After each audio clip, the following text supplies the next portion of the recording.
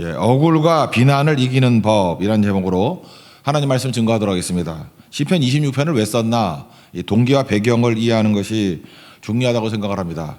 주석을 찾아보니까 두 종류가 있더라고요.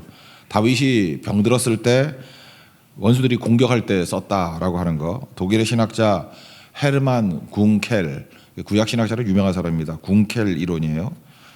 두 번째는 이유 없이 공격당할 때라는 것입니다. 그래서 억울함과 비난에 시달릴 때 억울하고 답답하죠. 이건 종교개혁자 존 칼빈의 견해입니다. 후자겠죠. 그렇게 제목을 이렇게 삼았겠지. 그러니까 억울하게 막 비난하고 공격하고 할 때 답답하잖아요. 그때 우리가 어떻게 이길 수 있는가, 이거를 중심으로 해서 한번 살펴보겠습니다. 다윗도 억울했고 예수님도 억울했고 우리 크리스찬도 억울하죠. 신앙생활 해보세요. 정당함보다도 부당함이 훨씬 더 많기 때문에 억울함 해소하는데 너무 에너지 낭비하지 말라라는 것입니다. 그러니까 억울함과 비난을 이기는 법이 뭔가, 우리 현실적이죠. 세 가지인데, 첫 번째는 자기를 점검하라, 두 번째는 내 교제권을 점검하라, 세 번째는 내게 임한 하나님의 은혜를 점검하라. 이렇게 하면은 이긴다는 것입니다. 오히려 억울함과 비난함이 내 신앙의 성장이 되기도 하고 도움이 된다라는 것입니다. 차례대로 살피겠습니다. 첫 번째는 하나님 앞에서 먼저 나를 점검하라라는 것입니다. 그러니까 상대가 아니라 나로부터 점검하는 거죠. 그러니까 페이스에 말리지 말라, 그런 뜻입니다. 1절과 2절 보니까 판단하소서, 누구를요? 나를. 그리고 살피시고, 누구를요? 나를. 그리고 단련하소서, 누구요? 나를. 그러니까 억울함과 비난에 직면하게 되었을 때 자기를 집중하잖아요. 나를 점검하잖아요. 그러니까 이건 뭐 어디서나 이건 최고겠죠. 1절과 2절 읽겠습니다. 시작. 내가 나의 완전함에 행하여 싸우며 흔들리지 아니하고 여호와를 의지하여 싸우니 여호와의 나를 판단하소서, 여호와의 나를 살피시고 시험하사 내 뜻과 내 양심을 단련하소서. 모든 동사가 자기 자신을 점검하겠다, 이런 얘기입니다. 그러니까 상대방이 던진 비난의 돌을 쌓아가지고 성을 쌓으라는 거죠. 그러니까 이건 유익이 된다. 이게 참 무서운 사람이죠. 이게 비난 때문에 성장함이 있다 그러면 최고가 된다는 것입니다. 상대 비난 선제적으로 받아들이라는 거예요.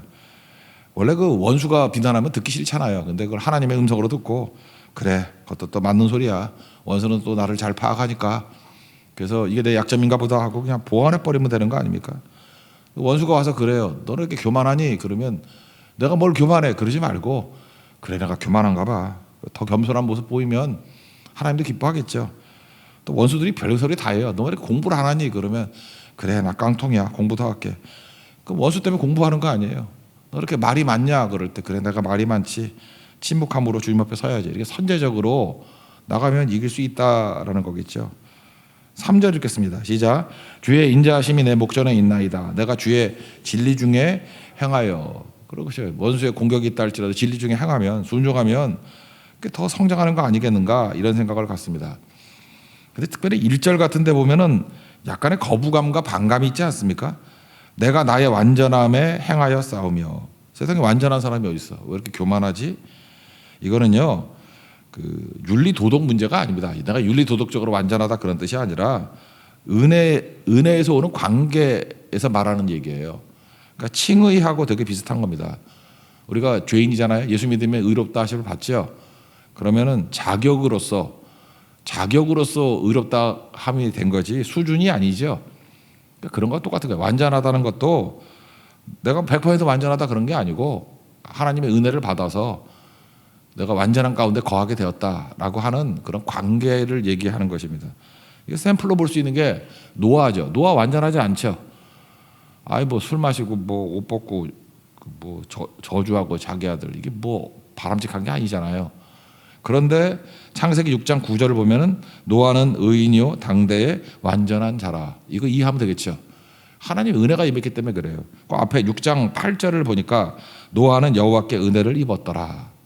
그리고 9절에 노아는 의인이요 당대의 완전한 자라. 창세기 6장을 보면 알겠죠.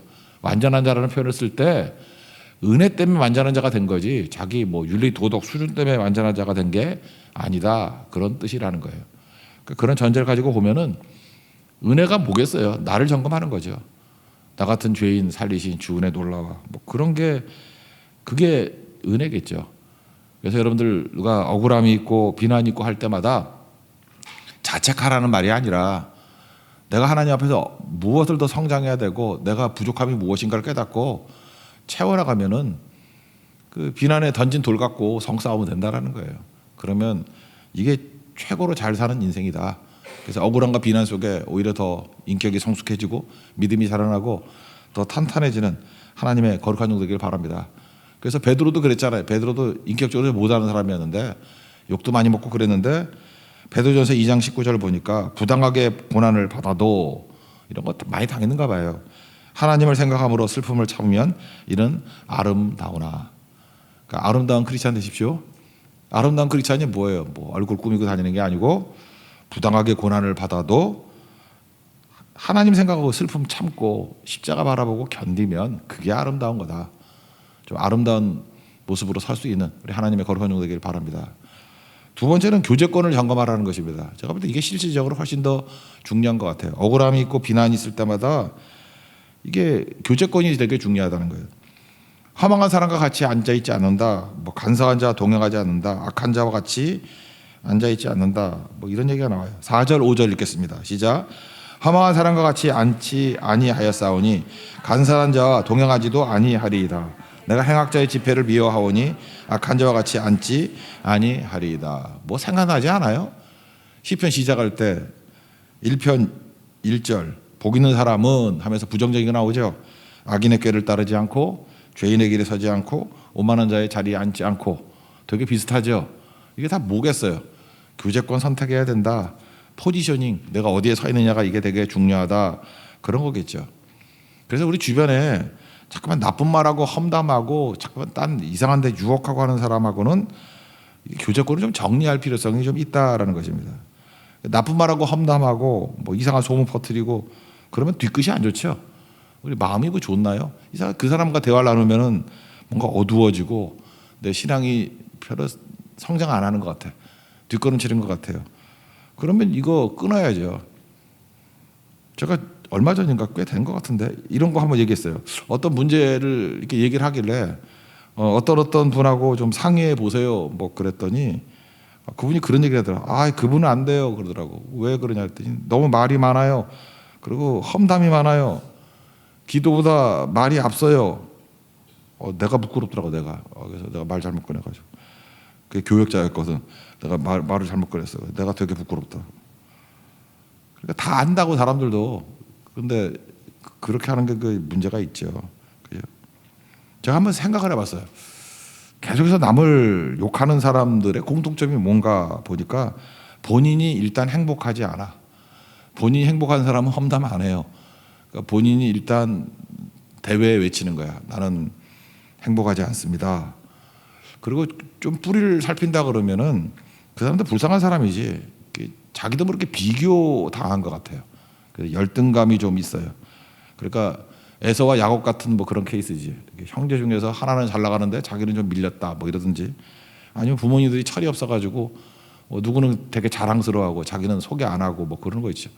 다윗도 그랬잖아요. 뭐 아들 소개할 때 자기는 소개도 안 하잖아. 아들로 치지도 않잖아요. 뭐 그런 거 당했을 때 좀 문제가 있죠. 그러니까 이 사람은 어디서 위를 받느냐 하면은 자기보다 더 못한 사람을 이렇게 들추면서 위로를 받는 거예요. 그러니까 험담을 하는 거지. 왜 그래요? 어렸을 때부터 그렇게 위로를 받아왔거든. 그러니까 자기도 잘 모르는 거야. 그러니까 험담이 위로예요. 험담에서 힘을 얻는다고. 근데 우리가 크리스찬이니까 또 양심의 가책은 느끼잖아요. 그러니까 어떻게 하죠?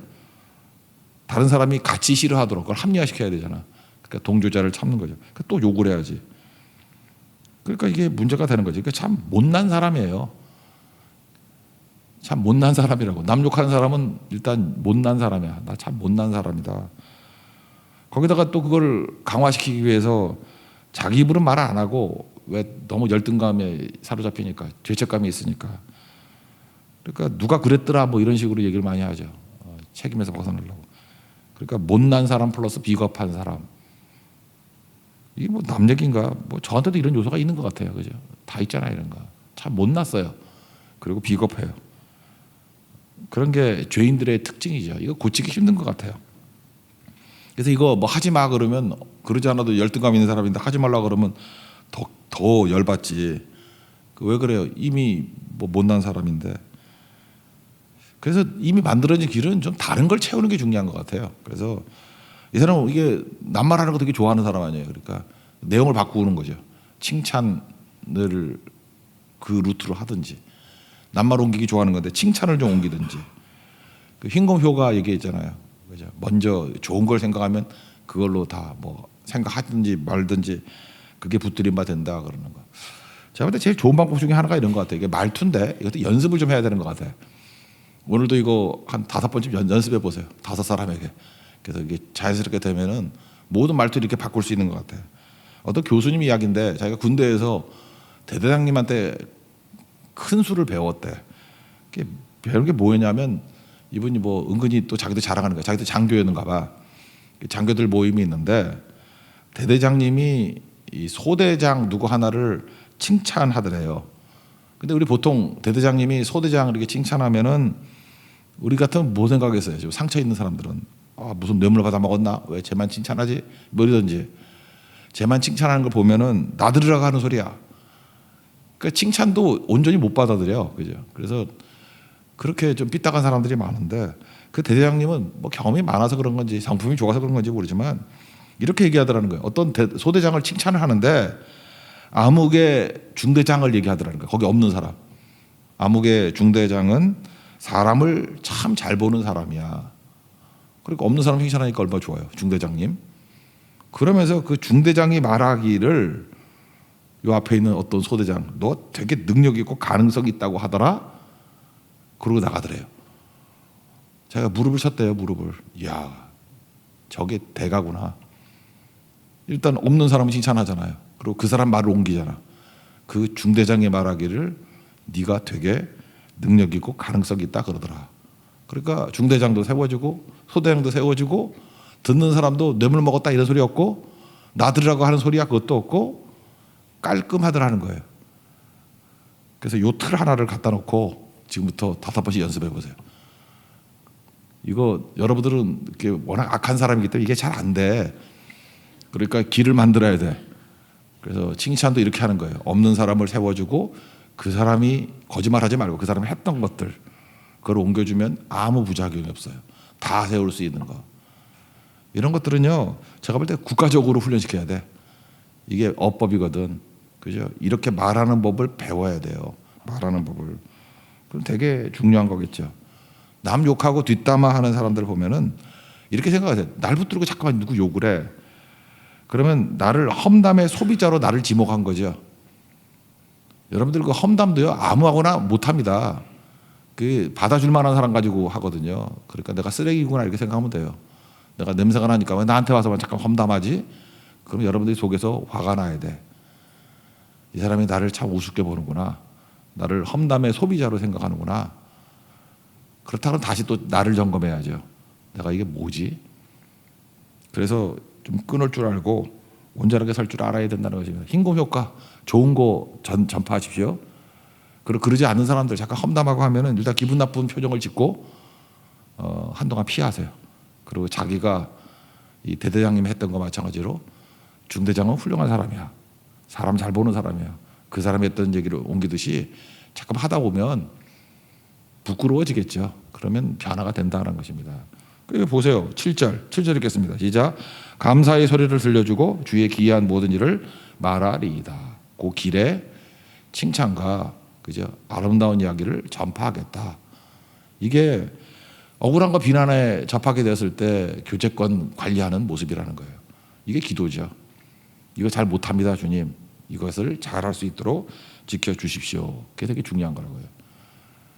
근데 어떤 사람 그래요. 나는 그게 싫고 험담이 좋은데요. 그러니까 망하는 거지. 여러분 보세요. 아담과 하와가 선악과를 볼 때 보기 좋았어요? 나빴어요? 뭐 먹음직도 하고 보함직도 하고 뭐 또 뭐 있나 뭐 지혜롭게 할수록 뭐 탐스럽기도 하고 그러니까 망하는 거지. 우리 눈이 다 그래요. 우리 눈이 죄가 좋아. 험담이 좋고. 그러니까 좋다라고 하는 거 내가 좋은 것 토브인데 내가 굿하는 게 굿이 아니에요. 하나님이 좋다 그런 게 좋은 거죠. 근데 내가 죄인이면 죄인일수록 내가 좋은 거 따라가면은 선악과야, 망해. 근데 하나님이 좋다 그러는 거 그거 해야죠. 이해가 안 되더라도, 납득이 안 되더라도. 그 부자 청년이 제일 어리석은 거 아니에요? 예수님이 좋다라는 거 가야 되잖아. 너 재산 많지? 재산 다 팔아가지고 가난한 사람 나눠주고 나를 따르라. 이거 따랐으면 예수님의 12제자 중에 하나 됐을 건데, 그죠? 이거 엄청난 기회인데 재물이 많은 거로 뭐 고민하면서 슬픈 기색을 띠고 갔다며. 그 뭐예요? 자기 보기에 좋은 거 선택했잖아요. 그 예수님이 선택하는 게 훨씬 좋겠죠. 그래서 우리 인생이 항상 그래야 돼요. 교제권 얘기할 때도 성경에서 예수님이 좋다 그러는 것만 계속 선택하십시오. 내가 좋은 게 아니에요. 나는 개눈이다. 내가 좋은 거 선택하는 거는 망하는 길이야. 예수님이 좋다라는 길을 선택하겠어. 그거 꼭 붙드십시오. 여러분의 가지고 있는 교제권에 말씀이 흘러가고 복음이 흘러가고 사랑이 흘러가게 만드는 우리 믿음의 종되기를 축원합니다. 세 번째, 억울함과 비난이 이기는 길은 뭐냐? 은혜를 점검하라는 것입니다. 나를 점검하고 교제권 점검하고 은혜를 점검하라. 비난이 있거나 뭐 억울함이 있으면 그보다 더 큰 은혜, 압도적인 은혜가 있으면 이기죠. 그래서 은혜가 중요한 거야. 은혜가. 마지막 두 절 읽어봅시다. 11절, 12절입니다. 시작.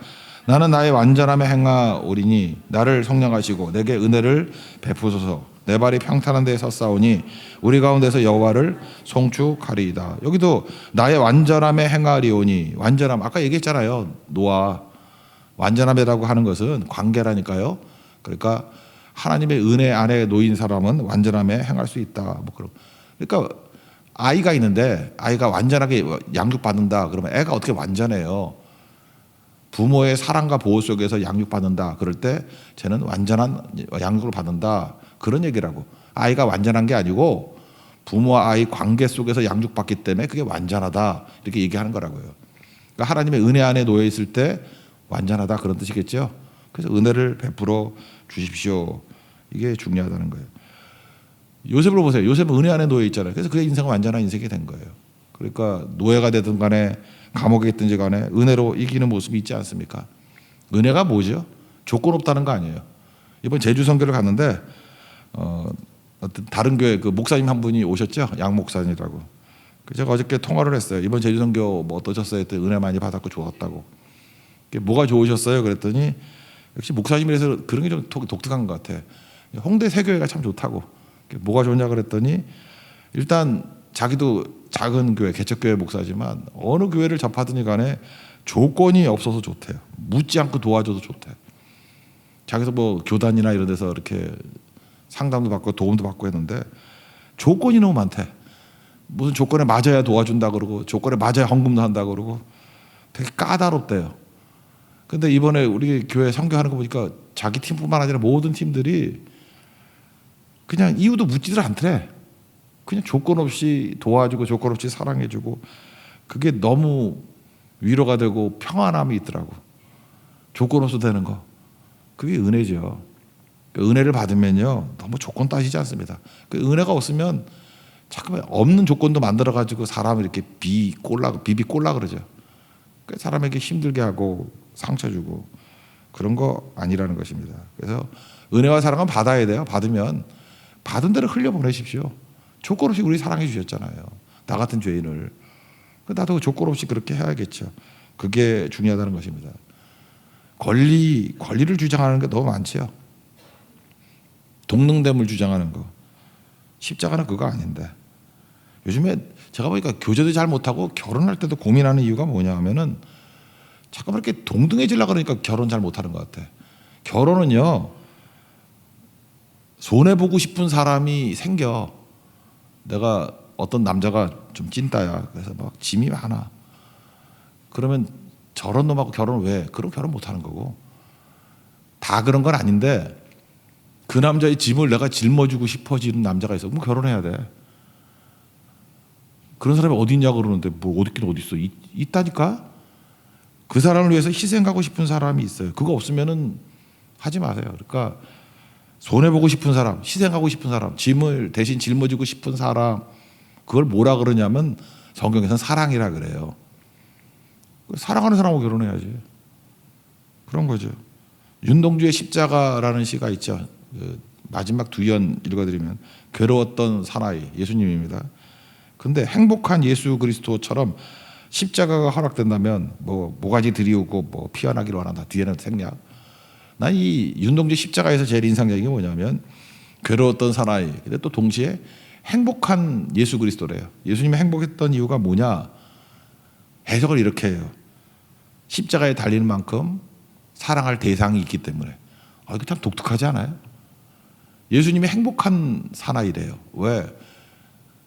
십자가 질 만큼 자기 몸을 집어던질 만큼 사랑할 대상이 있기 때문에. 그게 우리잖아요.